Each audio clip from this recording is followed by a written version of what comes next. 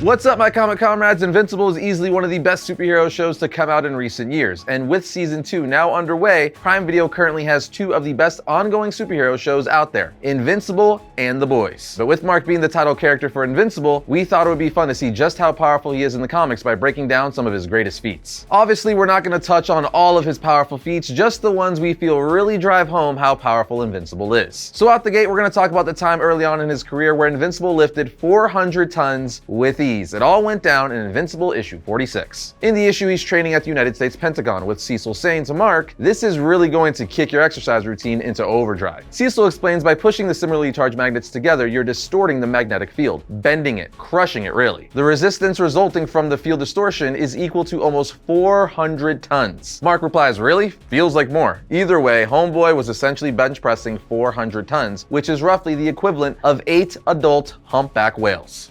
Wow. To put that in perspective, it puts him in the same league as heroes like the Hulk, Superman, Wonder Woman, and other powerhouses. Then we have a super casual feat that's not really casual at all, which makes it all the more impressive that it comes off that way. We see in issue 6 that Mark is playing catch with his dad Omni-Man, and we learn the way they play catch is flying in the air, hovering back to back, and then they throw the ball around the world, making it back to them so the other person can catch it. We see Mark throw the ball at his dad, but he realizes he has an appointment with an upstate university at 1 and goes down to make his appointment. Before he leaves, he realizes the ball's coming back around the earth, so he flies up real quick and catches it. Do you understand how freaking strong you have to be able to throw a baseball around the damn planet? And not only the power, but the accuracy would be insane as well. Dude should be a starter for the New York Yankees. Or how about the time in Invincible issue 57 where Mark faces off against a giant that has escaped and is on a rampage? Dude literally flies into his head, angering the giant as the giant says, "I was a king, I led a kingdom, who dares strike me, who?" Mark then flies straight into his neck saying, "That would be me." The massive giant, who is several stories tall, is in shock as Mark is able to knock him to the ground by flying right into him. Mark then stands on top of the giant's chest saying, "Trust me, just stay down, kid. I have sympathy for you, I do, but really, I can't let you just run around on a rampage. You have to be stopped. I don't want to hurt you. Seriously. Just give up." The giant realizes that's probably the best thing to do and gives up. I would say taking down a massive giant with ease in a single freaking hit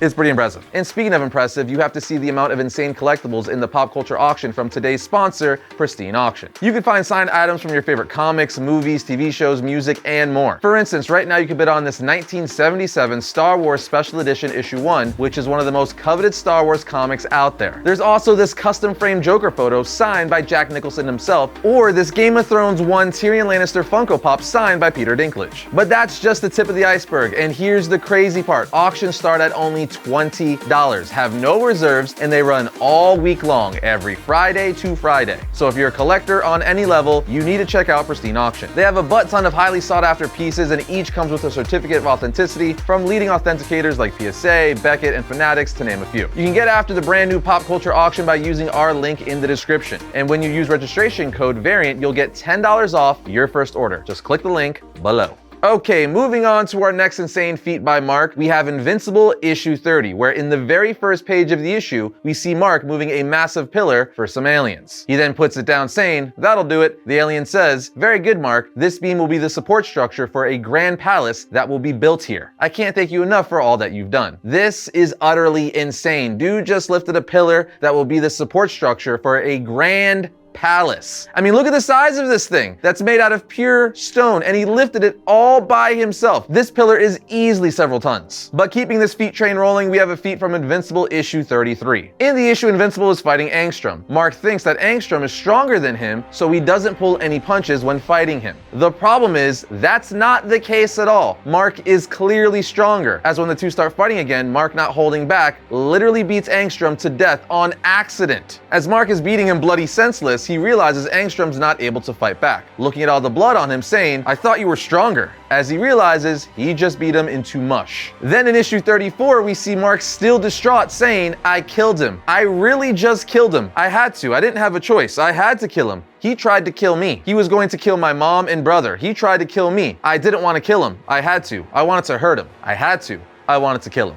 He attacked me. I thought he was stronger. I wanted to kill him, but I just didn't think I could. He told me he was stronger, but clearly that was not the case. So Mark, not knowing his own strength, literally beat someone to death. this is mainly an impressive feat because when Mark's not holding back, he could do some crazy things evidently. Keeping this Invincible train rolling, we have the time Invincible redirected a damn meteor in outer space as seen in the Pact issue 2 from 2005. At the beginning of the issue, we see a massive meteor headed towards Earth. So Mark, being the hero, goes after it to stop it. We see him say, "Hate to ditch the others like that, but I'm the only one who could survive in space." It's kind of weird actually. I feel like I barely have the hang of this stuff, but compared to the team, I'm the old pro. No time to think about that stuff now. I gotta stop this thing. He then gets in front of the meteor trying to pump the brakes, but says it's too big and has too much momentum. There's no way I could stop it, but maybe I could steer it, divert it towards an unpopulated area, which is what he ends up doing. He wasn't able to stop it in its tracks, but he was able to push it, setting it on a different course away from any civilization. We then find out the meteor isn't actually a meteor at all, but rather some sort of alien species all clumped together that starts coming after Invincible and fellow heroes during the rest of the issue. But the point is, he wasn't necessarily able to stop it, but he at least moved it so it didn't hurt anyone. And how about this quick and easy one in Invincible issue 122? Invincible karate chopped the giant alien's head in half with ease. Yeah, he went full Chuck Norris on that thing. Now that's several of his strength feats, but how about some durability feats? And we're gonna start off with one of the most impressive ones from Invincible issue 52 when he was chasing a nuke in space and it just went off right as he grabbed it. Meaning he was in the closest possible vicinity you could be to a nuke, and it left him completely and utterly unscathed. I'm talking about his hair wasn't even messed up. Like, that's just ridiculous, as your average nuke releases around 500,000 tons of energy. Nukes are able to leave first-degree burns on people who are 7 miles away from it, and this dude was literally touching it, and it didn't even move a hair on his head when it went off. So since he's nuke-proof, this obviously means he's bulletproof, as we've seen several times, but one instance would be in issue 143. But you know what? You probably thought I had nowhere to go after saying Invincible walked away unscathed from a nuke. But I got another durability feat that's just as impressive as walking away from a nuke or being bulletproof. And that's when everything comes to a head for Invincible and Thrag in issue 140 of the series. For the entire issue, Invincible fights Thrag in the sun. You see both Viltrumites sweating as, again, they're literally fighting inside of the sun, but they're definitely not burning, at least not at the start. It isn't until halfway through the issue and their fight that their durability starts to wear, and they both start to quite literally melt, looking like Freddy Krueger. Now in the end, Mark is able to pull out the win, knocking out Thrag and leaving him there to burn. But Mark, being exhausted from pulling out the win, is saved by Alan the alien before he can completely be turned to ash. This is just incredible because it took Mark a very long time for his durability to start to wane and his body to start to melt. I mean, he had an entire fight in the sun with one of the strongest characters in all of the Invincible universe, mind you, and he won. For those of you who don't know, a little backstory on Thrag, he is the leader of the Viltrumite Empire, who was bred and trained from birth to be the strongest and most skilled Viltrumite alive. And Mark